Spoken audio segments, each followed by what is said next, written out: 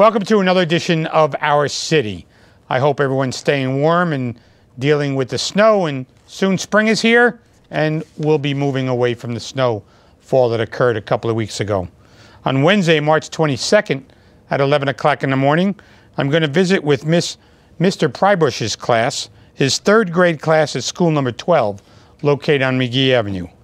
And on Thursday, March 23rd at 7 o'clock in the evening, I'm going to join members of the Portuguese American community here in our city at their annual Marshal Sashing Ceremony for the Grand Marshal of the 2017 Portugal Day Parade.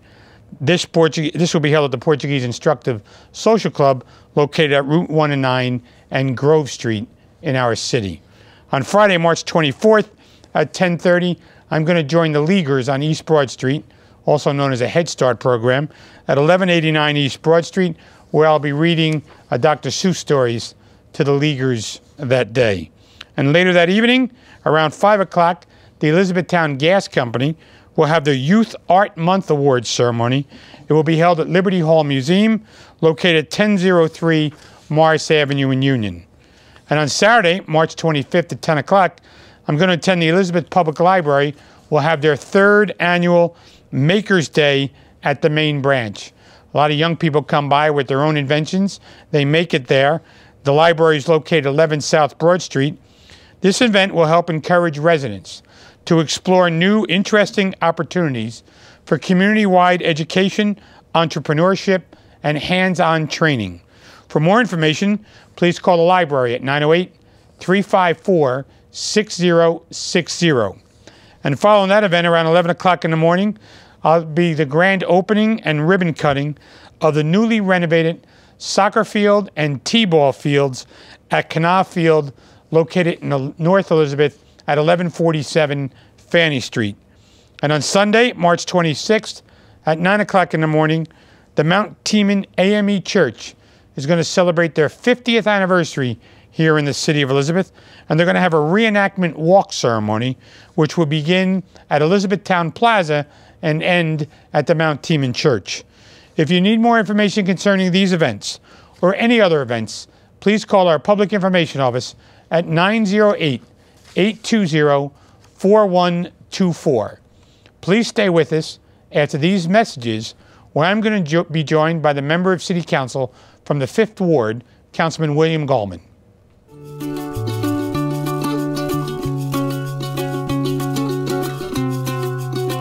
We have some of the finest teachers in the country. And then they graduate. Kane University. Welcome back to our city, and I'm pleased to be joined by Councilman Bill Gallman of the 5th Ward, also served as the president of City Council a couple of years back. Councilman, welcome back to the show. Hi, Mayor. How you doing? Good. How you been? I'm doing good. Everything well? Everything's well. Can't complain. The snowers have arrived, and our city workers under Director Papetti have done a yeoman of a job, and they should be commended for that. We appreciate your support, Councilman. Yes, Thank yes. you. So what have you been up to since the last time you were here? Always busy. There's always excitement going on in the city. As you know, I'm always excited trying to get things accomplished in our ward, which you used to be the councilman there many, many years ago. Well, I can't tell all the other wards, but you're right. I represented the 5th Ward for a lot of years. Yes. So. But it's a lot of fun. It's a lot of fun, especially when we have a good administration under your direction. It just feel good when you can see the improvement to our city that we have accomplished together. And the residents really appreciate it themselves. You know, I hear it when I go to these block watch meetings, which we'll talk about soon. Well, that's what we're here for. I mean, all the ward councilmen have these meetings in their neighborhood, and you're pretty consistent about having these what we call block watch meetings, where neighbors come out. You've kicked it up to a new level in the 5th Ward. Tell us about the different block watch meetings that you have. First of all, the locations and how many people. How do you do with those? Yeah. Well, at the present time, I have 3 locations. One, which, as a matter of fact, I have one this evening at 6 o'clock at Mount Teeman AME Church, which is located at 160 Madison Avenue. I'll be there at 6 p.m. And we talk about various things, and all of them. It could depend on whatever the constituents want to discuss. I'm there for them. And always we have a police officer to accomplish us. And just in case that's something to deal with the police department, they're there to answer that question or help guide them in the right direction. And so am I. And we talk about numerous of things, but I have one there. I have 3 for a month. One at Mount Tema. I had my second one be for this every third Tuesday of the month at 6 p.m. at Steve Sampson Center. That from 6 o'clock. And also the last Thursday of the month, I'll be meeting up at Blessed Sacrament at 7 p.m. And they can always call me, which they have my number, or either they can call City Hall and the City Clerk's office at 908-820-4130. And they will help them, give them my email address or my telephone number, and I will get in touch with them. Councilman, this show is going to air during the course of a week, and you said your meeting is tonight. I just want to make sure when are the monthly meetings at Mount Tema? And they're on every third Thursday. Third Thursday of the month, right, at 6 p.m. Every third Tuesday at 6 p.m. at Steve Sampson Center. Every last Thursday of the month, which I guess the fourth Thursday, whatever, depends on of the month, will be at Blessed Sacrament at 7 p.m. Okay. And those are 3 locations I have. Talk about the demographics and some of the issues that are raised at Block Watch meetings. And you said there's a police officer there, so safety or security is always an issue in any ward in the city when they come and talk about it. What else is raised? Well, most of them they have is about the police department area. However, they could be from maybe double parking or parking illegal or speeding, which we get a lot discussion about speeding, and also maybe making a bad turn or not coming to a complete stop at any given time at a stop sign or a traffic light. Whether they have a no right-hand turn or not, they might do it. People, have a tendency to maybe think they can slow down and keep right on going, which they should not be doing. But they talk about things that they want to see accomplished in our ward, in our different area. It could be from playground. It could be maybe doing having the street paved. It could be talking about having a better pool area, which we, as you know, we renovated the Mickey Walker Center just a few years ago, where we had a great spray park built, and which are getting numerous of people attending that area. What a big difference it has made. The spray park in the summer it's a hot item. Absolutely, a lot of people. Yeah, one of the best items I think that we have done in the city. And I'm very proud of that, and like to see so many people, and I enjoy when so many people come out and enjoy it. The neighborhood block watcher, who comes to the meetings? What seniors, middle age? What's the demographic, and who should come to these meetings? Mayor, there's no age limit. I get a variety of whether it be seniors or it be young adults, and just all different nationalities. As you know, our city is very diverse, and just to see so many people in different nationality attend these various meetings. And by the way, I named those 3 locations, and sometimes people take me up on what I'm about to tell you now. I tell them you can attend all 3 of them if you like, and there are a few people that does attend all 3. Which is, I'm very proud of. I must really like you. I like when I see, when people come out, I tell them often in my meeting, when they attend the meeting, it makes me feel good that they care about their community, they care about their city as much as I do. I don't like to attend a meeting when there's no one there, just me and the police officer, or someone, maybe a few other people. But when I see 40, 30 people, maybe 50 people at a meeting any given time, it makes my heart start to pounding. I feel great because I say, it's good that you're coming out because you're showing me that you care just as much as I do, because I care about my city, I care about my ward, I care about how people get their service, and I'm just so, Councilman, you're in your 15th year in the City Council? This is my 15th year, and I'll be celebrating my 16th year next year. Yeah, and you're on the effort on City Council.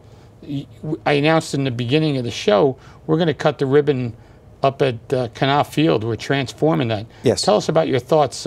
You were instrumental in converting that to a soccer field. Well, as you know, many years ago we used to have a small baseball field there, and we got numerous complaints. We had put high fence and high walls and you name it, trying to protect the balls from going over the fence. And I used to get, quite sure you received also, many calls from the neighbors that the ball was coming over the fence, breaking their windows, and et cetera, et cetera. So once we renovated Sesame Field, as you know, which came out very nice, we was able to put lights there. But once we moved the baseball field, all the teams up to Sesame Field, this field was left idle, and we kind of this at the time we didn't decide what we was going to do. So finally, meeting with the recreation director, Paul Ledesser, and we discussed about what about maybe you make a soccer field and t-ball for the little guys, and that's what we're doing. And I'm excited about it, and I'm going to be attending for that ribbon ceremony also. I'll be there. I can't wait because and the neighbors there and again we asked what we talk about. When we was renovating the field, that was my biggest subject in that area, because different areas seem to different location had different thoughts of mine depending on where the location. And so at Best Sacrament, that was the big topic. Most of the talk about what was going to put that next. Councilman, are we going to have another ball field that ball going to come? I said, nope, this won't happen. I said, once we decided to move all the kids down to Sesame Field, we are not going to put another baseball field that you'll be getting your windows splashed or knocked out. We're going to be something that you will be happy for. And they are very happy. They're excited about it, and so am I. Another issue you worked closely on, Councilman, was the flooding that occurs on Trumbull Street for the last 50 years. You've actually worked with Director John Papetti to solve that problem, and that construction will take place soon. Tell us about that. Yes. As you know, that's another area that on Trumbull and 6th has been a bad flooding area for many, many years. And during the course of when we hit Hurricane Sandy hit us, well, all the peoples in that area got wiped out. Literally, the fire department was down in that area, rescuing people out of the area because the flooding condition was so high, the water so high. So they were actually riding around in rowboats. That's just how bad it was. And you could see literally, because I had walked the area, water was up to, which is about. Were you walking on the water? No. Oh, I was going to say. There was about 8 to 10 feet of water in people's basement. So each time that we got a heavy rain fall, they got flooded out. So now we're in the process with under Director John Papetti. We are going to fix that problem and stop the flooding in that area. It's going to be a nice design. It's going to be placed that also when we finish that in that area. As you know, there used to be an old local bar there, which we're going to wipe that out. And that's going to be part of the holding device area. We're going to put a tank underground that's going to hold a million gallons of water. That is correct. That's correct. And on top, it's going to be very nice. Well, I believe we're going to have it designed so we can do a little walking path to it, which people can use, which is great. Great. So when we're all over, they're going to have not only solve the flooding condition, people will be able to maybe walk just a little bit around the area. And going to be a nice sight when you ride past that area, knowing that the cars won't get stuck on Trumbull Street for the flooding condition. So, Councilman, before we go, tell the residents how they can reach you, or if they want to contact not only you but information about the neighborhood block watch meetings. I can be reached at 908-289-7552. That is my home. You can call me 908-289-7552, or you can email me at cwgallman@yahoo.com. That's cwgallman@yahoo.com. Also, you can call the city clerk's office at 908-820-314.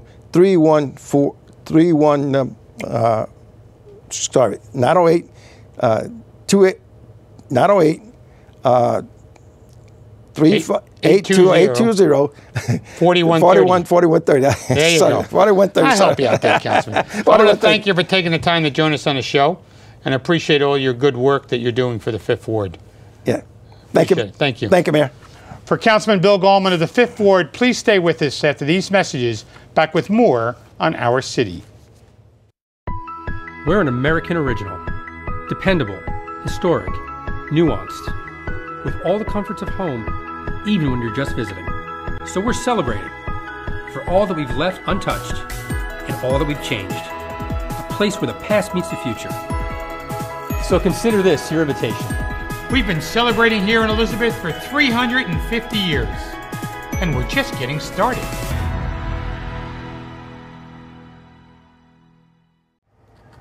Welcome back to Our City, where I'm pleased to be joined by Miss Renaee Smith, who is the CEO and founder of the Independent Authors Book Expo.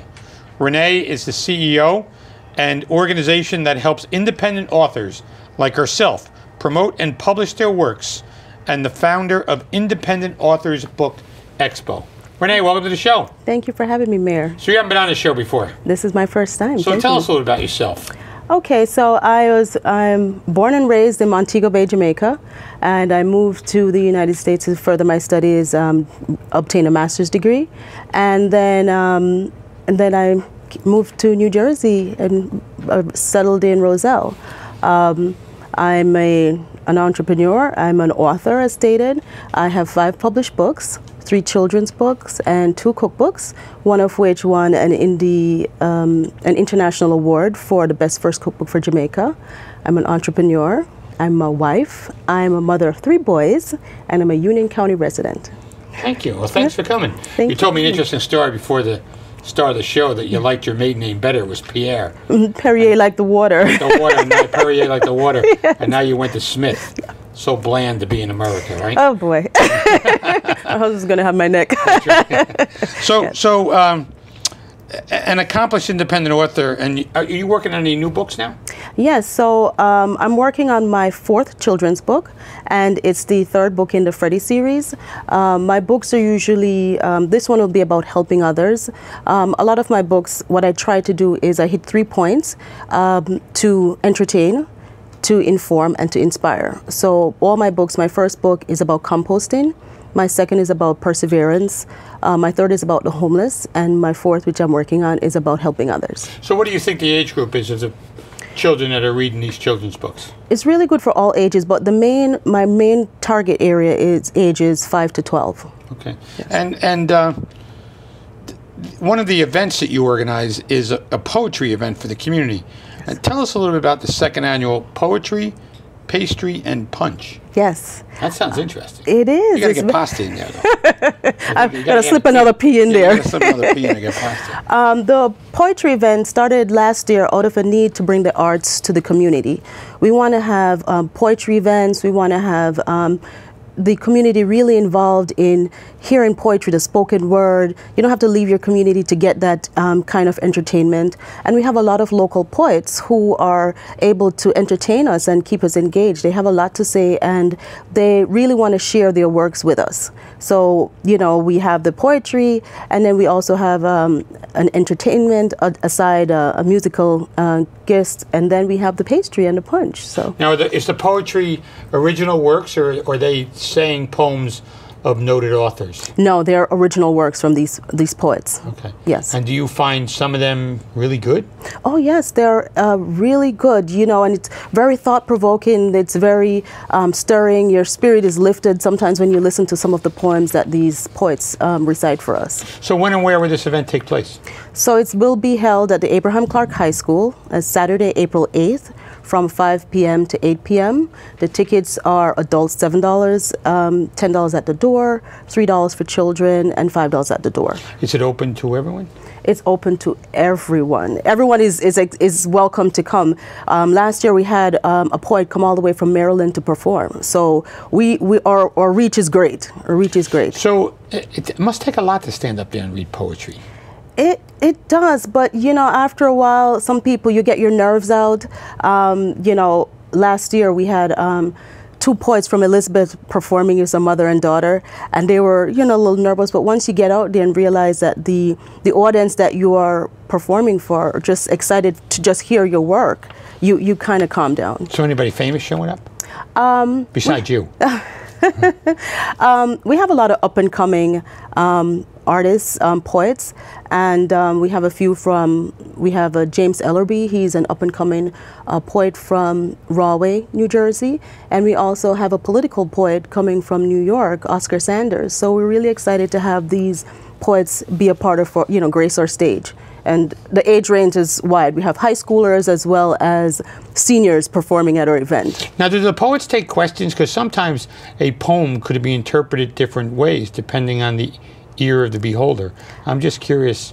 Not at the immediate point of the event when they're performing, but there's a section after. We have a little break where we have an intermission, and our singer, we have a neo-soul artist who will be performing. So that at that point, the attendees can ask a little few questions if they want, and even also at the end of the event.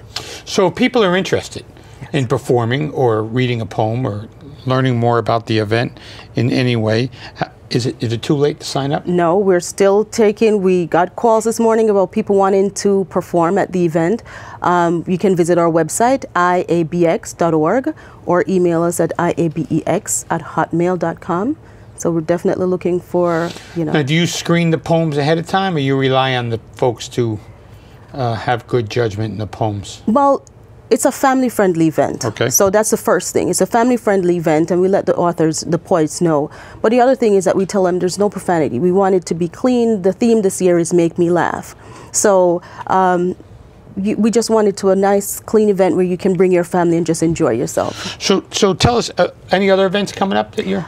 Yes, so Independent Authors Book Experience, our premier event is the Independent Authors Book Expo, which we're in our 4th year. And that event was started out of a need to, I'm an independent author, a need to promote our work. Without the backing of a big name publishing house, sometimes you don't have the dollars that will help to promote you and get your name out there. So this event really bridges a gap for the author to meet new readers and to get their name out there. So Renaee, what does it take to be an independent author and actually publish a book and pay for the hardcover and the printing? And how many copies do you decide to run on your first print? Those types of questions. Yes. Do you help advise, or I do. mean, you've been through this, so. Yes, I was actually talking to someone this morning about doing self-publishing, because you go through the ropes of going through a big name publishing house, but they kind of do everything for you. As an independent author, you literally do everything yourself. So there's ways that you can connect to get help. I mean, we help you also at IABX to help you get from here to there. So this book here. Yes. Remember When. Remember When? Yes. Oh, I couldn't see the MBA at the end. Yes. So this one's about what? It's a play on words. It's, I'm from Jamaica, so it's kind of patois, which is our dialect at home. And it's really they say member in America too. So. So it's I remember when. Right. So I remember when I was growing up, and the things I used to eat, and the things my mom used to make for me, and just different dishes. When you go home, your mom is trying to make a meal, and she goes in the cupboard, and there's sausages, and there's rice, and there's corn. She's like, okay, it's sausage, corn, and rice today for dinner. And this is what that book really does. It takes takes what you have in your cupboard, and you make a meal of it. And it's not fancy, it's not glamorous, it's just what you have that you're making use of. And that happens in a lot of households. Yes, that's absolutely. More the norm than not. Exactly. Do you have any plans at this time, Renaee, to hold any events in Elizabeth? Well, our book expo actually started out in Elizabeth at the Crown Plaza Hotel, and we hosted it for the first 2 years here in Elizabeth. But we outgrew the space, so that's how we ended up at the Abraham Clark High School, which the event will be hosted at this year. So which book did you have the most fun writing? Or are they like your children and they're all equal? Yes and no. You see my eyes darting. I know. So my favorite book is Remember When, as a cookbook, and my second book, Freddie's First Race, gave me a lot of excitement, and I think the children really react to that book the best. So tell me about Freddie's First Race. Well, it's about a little boy, Freddie, and that was the second book in the series, and it talks about him running his first race, and takes him through his paces. It's his first time running, but the moral of the story is to work hard, stay focused, never give up, and you can achieve your dreams. Does Freddie win? Can't tell you. You have to read the Tell me. book. Okay. Should I look at the last page and see if Freddie wins? You can. Freddie's Race by... Yes. And my boys run track, and I used to run track when I was growing up. So there you go. There's the connection. There's the connection. Yes. So you have an illustrator on this book. Yes. Is that a woman? Somnath Chatterjee. Yeah. He's from India. Okay. And how did you meet the illustrator? Children, close your ears. I met him on the internet. Really? Yes.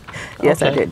And he voluntarily collaborate with you? Well, I put out what I'm looking for, and I like his illustrations, the style of illustrating that he did, and I connected with him. So I've been using him now for all my illustrations. And has that strictly been an internet relationship? Yes. So that's pretty wild. Completely, yes. Isn't that terrific? Yes, it is. It shrinks the world for you. It does? Yes. So you send him a script and he sends you pictures, and you get to pick on what illustrations you want to use with what paragraphs? Yes, I tell him I give him very strict and very succinct details of what I need, and he produces. So do you disagree?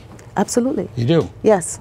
So I'm very, like I said, they're like my children, so I'm very anal about what I need, and I say move the box to 1 inch to the left and 2 inches to the right and things like that. So I want it to be right. Okay. Yes. So how do people get a hold of you, Renaee, if they want to get a hold of you and talk about these upcoming events? Okay, so authors, vendors, if you're interested in being a part of the Book Expo, my website is www.iabx.org, and my email is IABEX@hotmail.com. And also, if there are any businesses that are interested in supporting literacy and promoting the arts, they can also reach out, check our website, and we have sponsorship opportunities for them as well. So Renaee, I met you a while ago at a Chamber of Commerce event. Yes. Do you interact with those chamber network, or what's the proper word, to try and tell people what you are and how they can access these books, or should they get in schools somewhere or something like that? Absolutely. I work closely with Elizabeth Coalition to House the Homeless. So one of the things is I work with, I'm there when they have the Read Across America. And, I let people know all the time about the events that we're having, because all the events that we have, they go to support aspiring authors. Renaee, I want to thank you for taking the time to join us on the show this evening. Thank you for having me. It was very exciting to talk with you about independent books and authors. It's a challenge. Yes, it is. Every moment. Yes, but it's fun. But it's fun. It's fun. Well, thank you for joining us. Thank you for having me. I want to thank Ms. Renaee Smith for that entertaining interview, as well as Bill Gallman, the councilman of the 5th Ward, who was on the first part of the show. And I hope you can join us next week for another edition of Our City.